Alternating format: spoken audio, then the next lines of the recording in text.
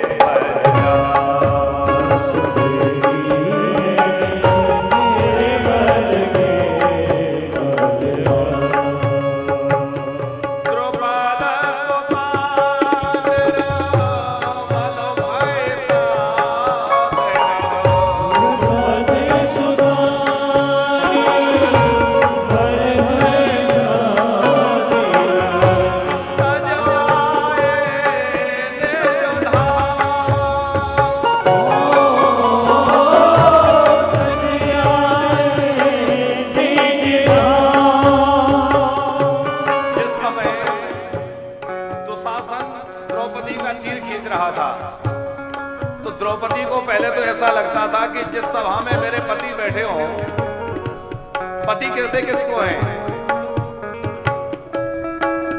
जो रक्षण करे, पोषण करे, वो पति है। तो मेरी रक्षा करने वाले एक पति नहीं, द्रौपदी के 5 पति हैं। और ऐसे वैसे नहीं है, बड़े बलवान महारथी हैं। और इस सभा में मेरे 5 पति बैठे हैं, तो क्या कोई मेरे को इस प्रकार निर्वस्त्र कर सकता है? लेकिन 5 पति भी पिंजरे में बंद घायल शेर की तरह घुर्राते रहे, कुछ कर ना पाए। फिर द्रौपदी को लगा कि जिस सभा में धर्मज्ञ, सदा धर्म का आचरण करने वाले महारथी भीष्म पितामह दादाजी मेरी रक्षा करेंगे, इस गुरुवंश के गुरु द्रोणाचार्य, कृपाचार्य, इस सभा के सभापति और इस हस्तिनापुर के महाराजा धृतराष्ट्र मेरी रक्षा करेंगे। पर कोई नहीं उठा। और जब सब जगह से निराशा हाथ लगी, तो फिर अपने आप का बल, जब किसी से सहयोग नहीं मिला तो अपने हाथ से साड़ी को पकड़ लिया, तब भी भगवान नहीं आए, क्योंकि अपना बल है ना। और जब अपने बल का भी भरोसा नहीं रहा कि अब नहीं हो पाएगा, तो दोनों हाथ छोड़ दिए, दोनों हाथ उठा दिए और भुजा उठा करके पुकारा, हे गोविंद, हे द्वारिकाधीश, क्वासी क्वासी, कहां हो कहां हो? हे कृष्ण द्वारिका,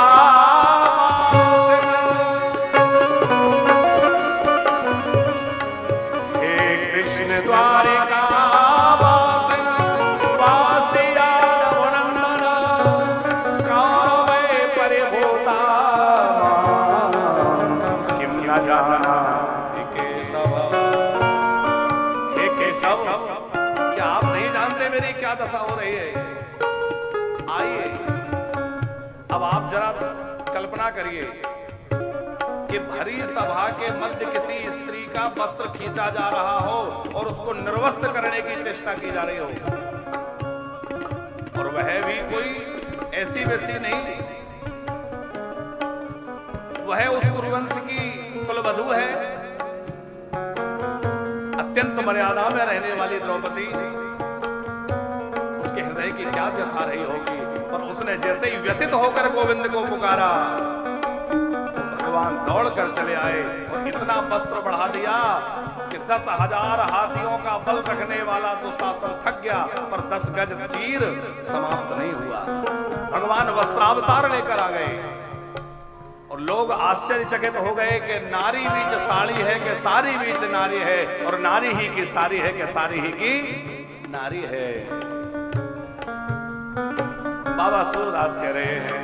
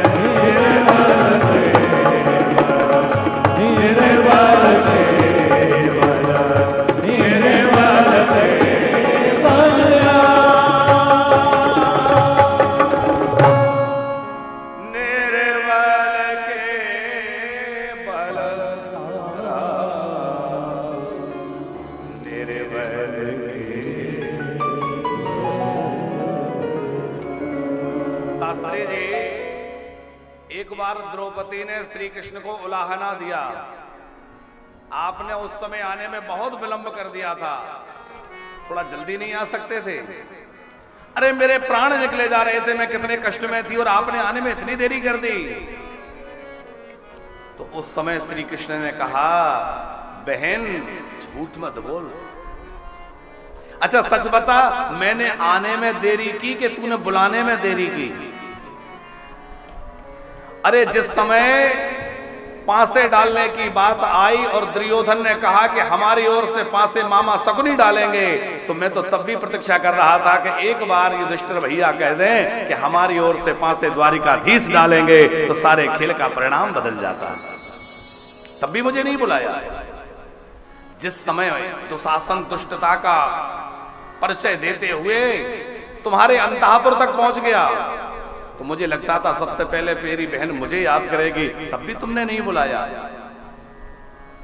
सभा के मध्य में यह प्रस्ताव रखा गया कि इसको निर्वस्त्र कर दिया जाए, मुझे लगा सबसे पहले मेरी बहन मुझे पुकारेगी, पर तब भी तुमने मुझे नहीं बुलाया। कब बुलाया? जब सब ओर से निराशा हाथ लगी। तो जैसे ही तुमने बुलाया मैं दौड़ के आ गया। इसका मतलब क्या हुआ? इसका अर्थ यह है कि तुम्हारे बुलाने में देर हुई, मेरे आने में देर नहीं। और वही बात हम आप पर लागू होती है कि हमारे और आपके बुलाने में देरी है, प्रभु के आने में देरी नहीं है। एक बार हृदय से पुकार के तो देखो, उसका आश्रय लेकर तो देखो। कैसी पग पग पर पांडवों की रक्षा की। और भगवान द्वारिका जाने लगे, फिर याद आया कि अरे अभी तो युद्ध भूमि में बाणों की सैया पर पितामह भीष्म मेरी प्रतीक्षा कर रहे हैं। नहीं गए, बोले चलो पहले उन पितामह भीष्म को दर्शन देने, उनका अंतिम समय सफल करने जाएं। तो वहां जाकर उनको दर्शन दिया है। पितामह भीष्म जो हैं ये बहुत बड़े भगवत भक्त हैं। शास्त्री जी भगवान के 12 प्रमुख भक्त हैं। जो 12 मुख्य भक्त हैं उनमें श्री भीष्म पितामह जी का नाम है। माने भीष्म पितामह ऐसे वैसे भक्त नहीं है, ये भगवान के विशिष्ट भक्तों में से एक हैं। 12 भागवत जो कहे जाते हैं उसमें भीष्म जी का नाम है। प्रातः काल जो पितामह भीष्म का नाम स्मरण करता है उसके अंदर धर्म की प्रतिष्ठा होती है और भक्ति उसको प्राप्त होती है। पितामह भीष्म बहुत बड़े भगवान के भक्त हैं। फिर कई लोग प्रश्न उठाते हैं कि भीष्म पितामह जब इतने बड़े भगवत भक्त थे तो वो मौन क्यों रहे? कई लोग तो कहते हैं भीष्म पितामह के मौन ने महाभारत कराया, ऐसा भी लोग कहते हैं। लेकिन ये बात हमें ठीक नहीं लगती, क्योंकि पितामह भीष्म की निंदा करना या उनके ऊपर कोई ऐसी टिप्पणी करने का अर्थ है भगवत अपराध करना। ये भगवत अपराध है, ये भगवान के भक्त हैं। फिर उन्होंने ऐसा क्यों किया? तो पितामह भीष्म कहते हैं कि मैं युद्ध तो पांडवों की ओर से भी कर सकता था, लेकिन यदि पांडवों की ओर से युद्ध करता तो मेरे सामने कौन होता? कौरवों की सेना, दुष्टों की सेना मेरे सामने होती, जिनको देखकर मैं युद्ध करना नहीं चाहता था। मैं चाहता था कि मेरे सामने द्वारिकाधीश रहें, मैं बाण तो चलाऊं अर्जुन पर दर्शन करूं गोविंद के चरणों के, श्री कृष्ण के दर्शन के, मुखारविंद का दर्शन करते करते युद्ध लड़ूं। तो ठाकुर जी मेरे सामने रहे। दूसरी बात, मैं इसलिए पांडवों के पक्ष में नहीं मिला कि यदि पांडवों की ओर से युद्ध करता तो आने वाले समय में लोग यही मानते कि पितामह भीष्म जैसे महारथी साथ में थे इसलिए पांडव विजयी हुए। लेकिन अब ऐसा कोई नहीं कहेगा, अब हर कोई कहेगा कि पांडवों की विजय किसके कारण हुई? श्री कृष्ण के कारण।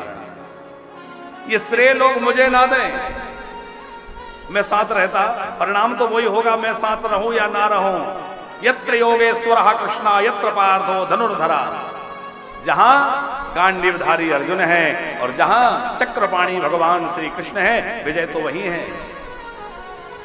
और बड़ी बात यह है कि जहां धर्म है वहां विजय है, जहां सत्य है वहां विजय है। तो धर्म और सत्य पांडवों के पक्ष में है, उनकी विजय तो सुनिश्चित है। मैं दिखाना चाहता था जगत को कि तुम भले ही कमजोर रहो, भले ही कम रहो संख्या में, भले ही तुम देखने में कमजोर दिखते हो, पर यदि तुमने सत्य की राह पकड़ी है, धर्म का रास्ता नहीं छोड़ा है और भगवान का आश्रय ले रखा है, तो दुनिया की कोई ताकत आपको परास्त नहीं कर सकती, दुनिया की कोई ताकत आपको हरा नहीं सकती। धर्म में बड़ा बल है साहब। कल हमने कहा था धर्मो रक्षति रक्षिता यतो धर्मस ततो जया। पांडवों के पक्ष में धर्म है, पांडवों के पक्ष में द्वारिकाधीश है। जिसने भगवान का आश्रय ले रखा है उसकी जय तो निश्चित है। आज हमारे गोरखपुर से सर्राफ जी भी पधारे हुए, श्री हरि प्रसाद सर्राफ जी। आप बड़े अच्छे भगवत भक्त हैं और प्राय कथाओं में पहुंचते हैं। अभी बद्रीनाथ की कथा में भी आप पहुंचे, अयोध्या जी की कथा में भी पहुंचे और प्राय स्थानों में आप पहुंच ही जाते हैं। हम चाहेंगे कि आप दोनों ही महापुरुष यहाँ आकर के विराजें, ये स्थान आपके लिए रिक्त है, यहाँ सामने पधारें। आइए नहीं, यहाँ हमें अच्छा लगेगा, पधारिए। बोले भक्त वत्सल भगवान की। भगवान द्वारिका नाथ ने पितामह भीष्म पर कृपा की, उत्तरा के गर्भ की रक्षा की। उत्तरा के गर्भ में जो बालक है उसकी रक्षा प्रभु ने की और वही बालक परीक्षित के रूप में प्रकट हुए और परीक्षित के रूप में जब वो बड़े हुए, कल हमने प्रसंग सुना, राजगद्दी संभाली, राजा बनकर के उन्होंने बड़े धर्मपूर्वक अपना शासन किया और उन धर्मात्मा राजा के राज्य में धर्म चारों चरणों से स्थापित रहता है। देखो, धर्म के 4 पैर हैं, कौन कौन से हैं? सत्य, तप, पवित्रता और दया। धर्म चौपाहा है, 4 पैरों पे चलने वाला है। धर्म किस रूप में रहता है? बैल के रूप में। आपने सुना होगा कि परीक्षित ने देखा कि एक काला पुरुष एक बैल को और एक गाय को मार रहा है। बैल के 3 पैर टूट गए हैं, वो बड़े मुश्किल से लड़खड़ाते हुए एक पैर पे चल रहा है और वो काला काला व्यक्ति एक पैर को भी तोड़ डालना चाहता है। तो वो गाय कौन है? पृथ्वी गाय के रूप में है। आपने कथाएं सुनी हैं, जब जब पृथ्वी पर कोई संकट आता है तो पृथ्वी किसका रूप धारण करती है? संग भूमि बिचारी गोतनधारी। पृथ्वी गाय का रूप बनाती है और धर्म जो है वो बैल के वृषभ के रूप में रहता है। जैसे बैल के 4 पैर होते हैं, ऐसे ही धर्म के 4 पैर हैं। धर्म का पहला पैर है सत्य। अब आज हम लोग धर्मात्मा तो कहलाना चाहते हैं, धर्मात्मा तो बन के दिखाना चाहते हैं लोगों को, लेकिन हमारे अंदर सत्य का सर्वथा अभाव है। बात बात में झूठ बोलते हैं, पूरी तरह असत्य का आचरण व्यवहार हमने शुरू कर दिया। तो आप विचार करिए कि धर्म का पहला ही चरण हम नहीं पकड़ पाए तो धर्म को क्या साध पाएंगे? इसलिए धर्म को धारण करने के लिए पहली शर्त है सत्य पे चलना। जो सत्य का सहारा ना लेके असत्य का सहारा लेगा तो वो जो है धर्म के साथ नहीं, वो अधर्म के साथ है। क्योंकि अधर्म की पत्नी का नाम मृषा है। झूठ जो है ये कौन है? समयलाल जी, ये मृषा या झूठ जो है ये अधर्म की पत्नी है। और जब व्यक्ति झूठ का सहारा लेता है तो वो अधर्म का आश्रय हो गया। वो अधर्म आएगा तो वो दोनों पति पत्नी मिलेंगे अधर्म और झूठ, तो क्या होगा? उनकी संतान होगी तो काम, क्रोध, लोभ, ये सब उनकी संतानें हैं, उनका परिवार है, ये सब धीरे धीरे दुर्गुण जीवन में बढ़ते चले जाएंगे। यदि हमें धर्म के मार्ग पर चलना है तो पहली शर्त है कि सत्य का आचरण करें। इसलिए भागवत के आरंभ में सत्य की बात कही। चाहे तो सच्चिदानंद रूपाय, तो वहां मंगलाचरण करते हुए जो पद्म पुराणोक्त तो महात्मा है उसमें भी सत्य, श्रीमद् भागवत के आरंभ में भी सत्यम परम धीमहि, कल हमने कहा मध्य में भी सत्य और उपसंहार में भी सत्य, क्योंकि श्री कृष्ण को प्राप्त करने के लिए जीवन में सत्य होना बहुत आवश्यक है। बिना सत्य के भगवान नहीं मिलेंगे। धर्म का पहला चरण क्या है? सत्य। दूसरा है तप। जीवन में कुछ तप हो। आज हम लोगों का जीवन इतना अधिक प्रमादी हो गया है, हम लोग इतने भोगवादी हो गए हैं कि बिना भोगों के हम रह नहीं सकते। तप का मतलब आंख बंद करके और समाधि लगा के बैठ जाना नहीं है, वो तो तप है ही, पर अपने धर्म के लिए, अपने नियम के लिए कठिन नियमों में तपना, कठिन नियमों को धारण करना धर्म के लिए तप कहलाता है। जैसे आपका नियम है कि सवेरे 4 बजे जग जाएंगे और स्नान कर लेंगे, तो कितनी जोर की ठंडी पड़ती रहे, कैसे ही जोर की वर्षा होती रहे, हम अपने नियम को ना छोड़ें तो वो क्या है? तप है।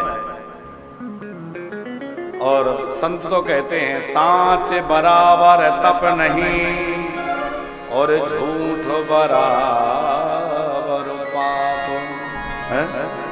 सत्य के समान कोई तप नहीं है। तो धर्म का पहला चरण क्या है? अब याद रखना, ये चारों पैर कौन सा है? सत्य। दूसरा पैर धर्म का कौन सा है? तप। तीसरा है पवित्रता, जिसकी हमने कल चर्चा की कि जीवन में पवित्रता रहे। शरीर की पवित्रता, वस्त्रों की पवित्रता, उसके बाद मन की पवित्रता, विचारों की पवित्रता, वाणी की पवित्रता। धीरे धीरे अंतःकरण को पवित्र बनाना है। केवल बाहरी से काम नहीं चलेगा, पर शुरुआत बाहरी से ही होगी। कोई कहे कि हम बाहर चाय जैसे बने रहे अंदर से कर लें तो नहीं होगा, पहले बाहर से शुरुआत करिए, धीरे धीरे अंदर तक वह स्थिति बनेगी। तो तीसरा पैर धर्म का है पवित्रता, और चौथा पैर है दया। धर्मात्मा व्यक्ति के अंदर दया होना बहुत आवश्यक है। कल हम लोग द्रौपदी जी का चरित्र सुन रहे थे, तो 5-5 बेटों के हत्यारे पर भी दया कर दी। समस्त जीवों के ऊपर जिसके हृदय में दया है वही तो वास्तव में धर्मात्मा है। दया सर्वभूतेषु, समस्त जीवों के प्रति दया का भाव हो।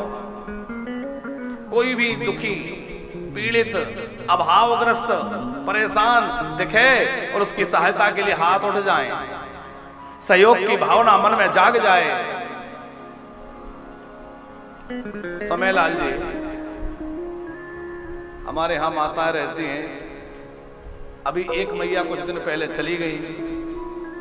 अब वो संस्था के अपने नियम हैं, तो कोई बिना बताए चला जाए, कुछ ऐसा हो जाए तो जल्दी दोबारा रखने में दिक्कत होती है। अब वो 2-3 दिन पहले आई, वो कह रहे हमें रहना है। अब मैनेजर और पूरा मैनेजमेंट कह रहा महाराज जी इनको नहीं रखना, क्योंकि इन्होंने नियमों का उल्लंघन बार बार किया, मना करने पर ऐसा किया वैसा किया, तमाम बातें सुनाई जो भी है। तो मैनेजमेंट तो कह रहा है कि इनको नहीं रखना, और मैया कह रही है महाराज रख लीजिए। तो अब हृदय इस बात के लिए गवारा ना करे कि इस मैया को कह दे कि नहीं तुम कुछ भी हो, थैला उठाओ और जाओ यहां से। तो हमने कहा ठीक है, आप बैठिए बैठिए बैठिए और प्रसाद पाइए, यहीं आराम से आसन लगाइए। क्योंकि मैनेजमेंट को एकदम कहे कि नहीं रखना है, वो कहेंगे कि ये तो नियमों की धज्जियां उड़ाते हैं, फिर कोई नियम नहीं चलेगा। नियम भी हम ही बनाते हैं, चूंकि व्यवस्था बनी रहे, मर्यादा बनी रहे, तो कुछ नियम रखना भी अनिवार्य है, नहीं तो सब व्यवस्था गड़बड़ा जाए। पर हृदय इस बात के लिए गवारा ना हो कि कह दे मैया तू जा। 2 दिन बैठी, आराम से यहाँ रही, प्रसाद ग्रहण किया, रही, कथा सुनी, और फिर आज उनका करा के सामान रखवा के उनकी व्यवस्था के यहाँ रहो। तो अब हृदय दुखी हो जाता है किसी को दुख के देख करके। यदि हमारे अंदर ऐसा दया का भाव ना हो किसी के भी अंदर, तो वो धर्मात्मा कैसे माना जाए? धर्मात्मा तभी उस बात माना जाए जब उसके अंदर, धर्म के अंदर दया हो। और दया किसके प्रति? अच्छा, हम लोग क्या करते हैं, सड़क के आसपास हम सड़क पर चल रहे हैं, हमने देखा कोई एक्सीडेंट हुआ है, हम लोगों को उससे कोई बहुत ज्यादा प्रभाव नहीं होता, थोड़ा दुख व्यक्त करेंगे, राम राम बहुत बुरा हुआ, देखो बेचारी के क्या हाल हो गए, गाड़ी का क्या हालत बन गई, दुख तो होगा पर बहुत ज्यादा प्रभाव नहीं पड़ेगा। कई बार लोग अखबार पढ़ रहे होते हैं, सवेरे सवेरे चाय की चुस्की ले रहे हैं, बीच बीच में बिस्किट भी चबा रहे हैं, अखबार पढ़ रहे हैं, वहां बस पलट गई, 20 मरे। बगल वाला कह रहा है अरे 20 नहीं मरे तो ज्यादा होंगे, अखबार वाले कम लिखते हैं, वो आराम से चाय भी पी रहे हैं। क्यों? हमें उतनी तकलीफ नहीं हो रही क्योंकि वो हमारे कोई नहीं थे। अच्छा, बाद में हमें पता चले कि हम एक्सीडेंट को देखकर वहां से निकल गए, हमने वहां ना रुक करके कोई सहायता की, ना कुछ किया, और जिसका एक्सीडेंट हुआ वो तो हमारा बहुत खास व्यक्ति था, तो हमारी क्या हालत होगी? तो हमारी दया, हमारा प्रेम और वो सब उमड़ पड़ेगा, हम बड़े दुख से भर जाएंगे और सहायता के लिए दौड़ पड़ेंगे, अरे वो तो हमारा व्यक्ति और ऐसा हो गया। तो यह दया नहीं है, ये मोह है कि हमारा है तो हम दौड़ पड़े और हमारा नहीं है तो हमें कोई खास प्रयोजन नहीं है, ये मोह है। और दया वो है कि कोई भी हो, हमारा है या नहीं है, हमारा मित्र है या शत्रु है, कोई कैसा भी है, पर वो आ गया तो बस भैया हमने उसके दुख को देखा और उसके दुख के निवारण में लग गए, वो दया है असली मायने में, उसके दुख की निवृत्ति में लग जाएं। संत महापुरुष जो है क्या करते हैं? अच्छा, एक बात ध्यान दीजिएगा आप कि चाहे तो राष्ट्र के विकास की यदि बात की जाए तो राष्ट्र के निर्माण में, राष्ट्र की प्रगति में, चाहे शिक्षा का क्षेत्र देख लीजिए, शायद सेवा का क्षेत्र देख लीजिए, अन्य क्षेत्र सेवा देख लीजिए, चिकित्सा सेवा देख लीजिए, चाहे सुरक्षा सेवा देख लीजिए, प्राय सेवाओं में संत अग्रणी आपको मिलेंगे और संतों के द्वारा सारी सेवाएं उत्कृष्ट रूप से आपको समाज में देखने को मिलेंगी। शिक्षा के क्षेत्र में भी, चिकित्सा के क्षेत्र में भी, भोजन आदि के क्षेत्र, निश्चित आदि के क्षेत्र में संतों का बड़ा योगदान है समाज सुधार के लिए, है कि नहीं है? संतों का भाव, संत कौन है? जो समदृष्टि रखता है, सबको एक भाव से देखता है, जो मित्र और शत्रु दोनों के प्रति एक जैसा रहे, वही तो संत है। ये मेरा है, ये पराया है, ये जो भाव है यही तो हमारे अंदर राग द्वेष पैदा करता है। हमारा है तो राग होगा, दूसरा है तो द्वेष होगा, और ये राग द्वेष ही जीवन में समस्या का कारण बनते हैं, पाप का कारण बनते हैं। और सबको हम अपना मानने लग जाएं, कोई राग द्वेष रहेगा? रात को 11 बजे कोई साधु संत घर पे आए तो बड़ा कष्ट लगेगा कि लो अब ये समय नहीं देखते, अब भोजन करके विश्राम का समय था, चौका बर्तन सब साफ हो गया, सोने के समय अब इतने टाइम आ रहे हैं, अब इनको भोजन कौन बनाए, कौन खिलाए? तो खिलाएंगे तो सही, पर कहीं ना कहीं थोड़ा सा मन दुखी रहेगा, अरे बताओ ये इस समय आ रहे हैं, फोन भी नहीं किया, हम आ रहे हैं। और रात को 2 बजे हो, वो खास भाई आ जाए और बिना फोन किए ही आ गया, वो कहे कि बहना मैं इसलिए बता के नहीं आया कि मैं तुझे सरप्राइज देना चाहता था, तो बहन जी क्या कहेंगे? अब देख तू आ गया, बहुत अच्छा किया, मैं अभी तेरे लिए भोजन गर्मा गर्म पराठे सेक देती हूँ। वो कहेगा नहीं नहीं, मैंने भोजन तो रास्ते में कर लिया था, मैंने तो समय से भोजन कर लिया। अरे बोले बता, इतनी दूर से आया है, थका होगा और वैसे भूखा कैसे सो जाएगा, अभी पराठे सेकती हूँ, बैठ जरा, गपशप लगाएंगे तब तक पराठा सिक जाएगा। बार बार कह रहा है मैं खा के आया हूं, बोले नहीं नहीं खाना पड़ेगा, रोज तो सोते हैं, एक दिन थोड़ा कम सो लेंगे, क्या दिक्कत है। तो वहां हमारा दया भाव उमड़ रहा है और वहां हमें लग रहा है अरे ये कहां से आफत आ गई। क्यों? क्योंकि वो हमारा मोह, जैसा भाव जैसा प्रेम हमारा उस भाई के प्रति, देखो भाई के प्रति प्रेम है, इसमें कोई हमें परेशानी नहीं होना चाहिए, पर ऐसी ही भावना हमारी जीव मात्र के प्रति, सबके प्रति हो जाए। अच्छा, हमारी माताओं की बहनों की ऐसी ही भावना अपने देवर जी, अपने जेठ जी, अपने ससुर जी, अपनी सासू जी के प्रति हो जाए, तो आज घरों में जो समस्याएं हो रही हैं वो रहेंगी? खुद के भैया आ गए, बड़ी प्रसन्न होए, और कदाचित पतिदेव के भाई हो या पतिदेव की माताजी और आ गई हो, फिर तो मानो आफत आ गई। घरों में हमने देखा है, आप लोग भी सब इस बात से परिचित होंगे कि जब कभी सास ससुर आ जाएं तो देवी जी पूछती हैं कितने दिन के लिए आए हैं, कितने दिन ठहरेंगे। आए देर नहीं हुई, थैला रखा नहीं, चाय नहीं पी, पानी नहीं लिया, और वो पूछ रही अंदर ले जाके पतिदेव से, ये बताओ ये कितने दिन के लिए आए हैं, जल्दी विदा करना, मेरे बस का नहीं है, अब मुझसे बनता नहीं है? अरे बेटी, आज तू अपने सास ससुर को देवता मानकर, भगवान मानकर सेवा करेगी तो तेरे बच्चे, तेरी बहू तेरी सेवा करेंगे और ये परंपरा चलती रहेगी, इसी से हमारा घर स्वर्ग बना रहेगा। और तू विचार तो कर, तेरे लिए वो कौन है? हम कहते हैं बार बार भैया भगवान की पूजा भले ही कम कर लेना, तीर्थ यात्राएं ना हो पाए मत करना, कथा वार्ता में जाओ तो जाओ, मान लो समय न मिले तो चाहे मत जाना, पर जिसने अपने बूढ़े माँ बाप की सेवा कर ली, अपने बुजुर्ग माँ बाप को प्रसन्न कर लिया, उसने सारे तीर्थ कर लिए, उसने सारे धाम कर लिए, उसके सारे व्रत हो गए, सारे सब कुछ उसका अनुष्ठान सिद्ध हो गए है? अपने बुजुर्ग माँ बाप की सेवा बहुत आवश्यक है। तो दया सर्वभूतेषु, समस्त जीवों के प्रति दया का भाव रहे। दया धर्म का चौथा पैर है।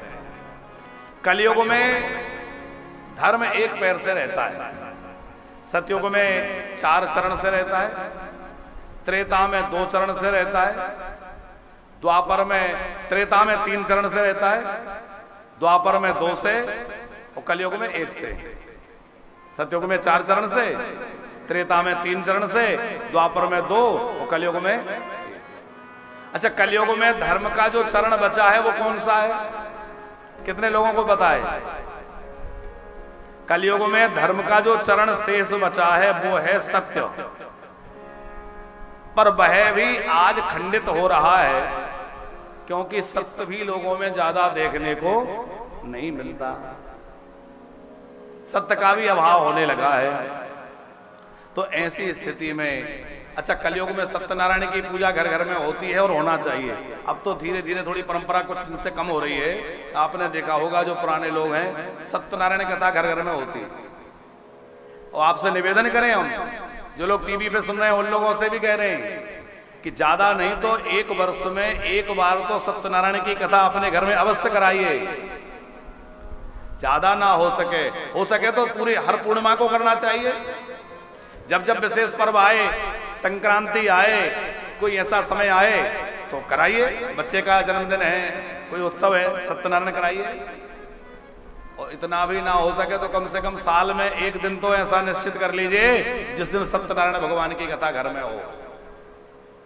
1 दिन भी सत्यनारायण जिसके घर में नहीं हो रही, 1 दिन भी रुद्राभिषेक वर्ष भर में जिसके घर में नहीं हो रहा, पूरे वर्ष भर के अंदर 1 बार भी जिसके घर में होम हवन यज्ञ नहीं हो रहा, 1 बार भी जिसके घर में साल भर के अंदर जो है तर्पण श्राद्ध नहीं हो रहा, ब्राह्मण भोज नहीं हो रहा, संतों का आगमन नहीं हो रहा, उसको आप वैष्णव कहेंगे या उसको आप भक्त कहेंगे या उसको आप सनातनी कहेंगे? क्या वो सनातनी कहलाने लायक है? हम सनातन की बात तो करते हैं, हिंदुत्व की बात करते हैं, पर हमारे सिरों से चोटी, मस्तकों से तिलक गायब हो गए हैं। घरों में सत्यनारायण होनी बंद हो गई है, ब्राह्मणों का आदर सत्कार बंद हो गया है, गैया मैया कचरा खा रही है। पर कैसे हमारे धर्म की रक्षा होगी और कैसे हम लोग सनातन के धर्म को सारे विश्व में फैला पाएंगे? भैया सनातन को हमें बढ़ाना है तो हमें इन सब धर्म के अंगों का ध्यान रखना होगा। धर्म न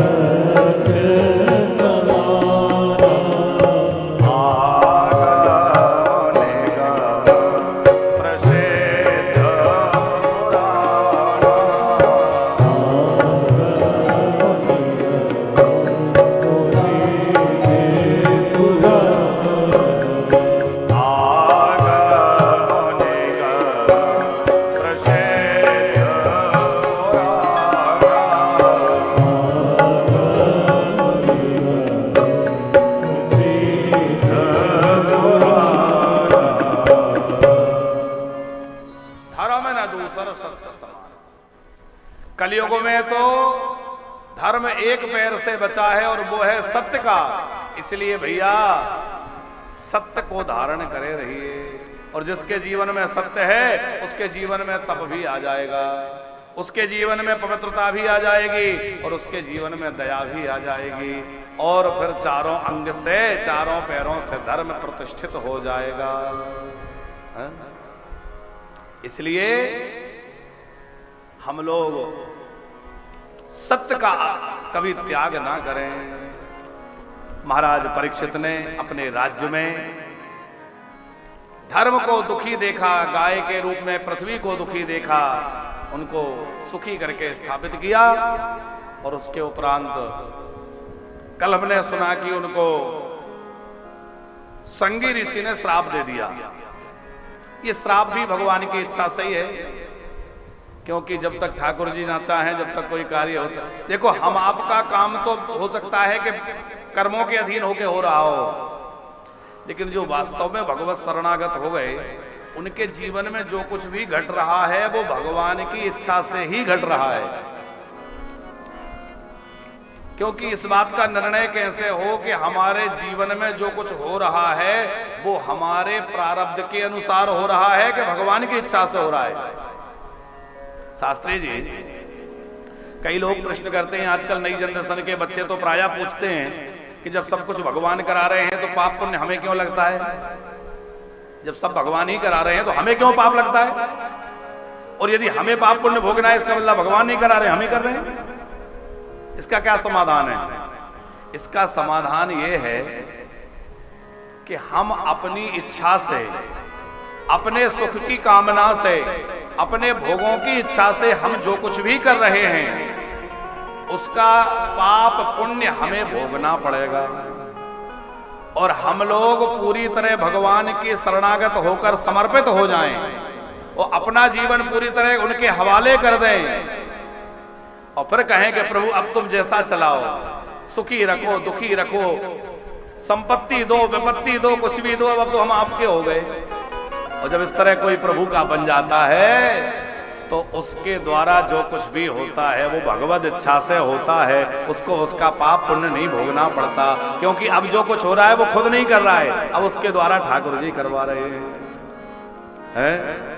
हम लोग अपने हृदय में उन्हीं नटवर आनंद किशोर को बसा के उनसे प्रार्थना करें कि मेरे प्रभु मेरे मन को भी ऐसा अपने चरणों में लगा लो, मुझे भी वृंदावन में बसा लो और मैं भी आपके चरणों में मन लग जाए।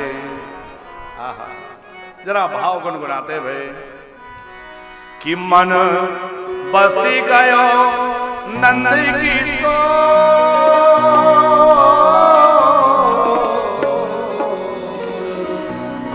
हो मन बस गयो नंद किशोर, अब जाना नहीं कहीं और, बसा लो वृंदावन में, बसा लो वृंदावन में।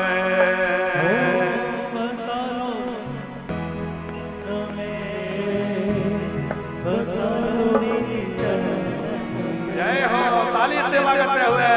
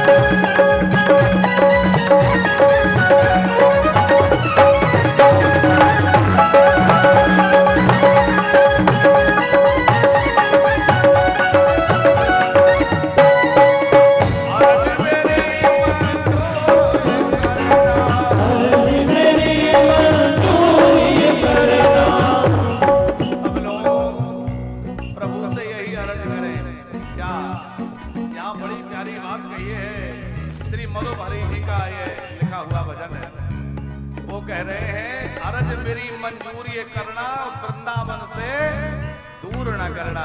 प्रभु मुझे वृंदावन से दूर मत भेजना, वृंदावन में वास दे दो।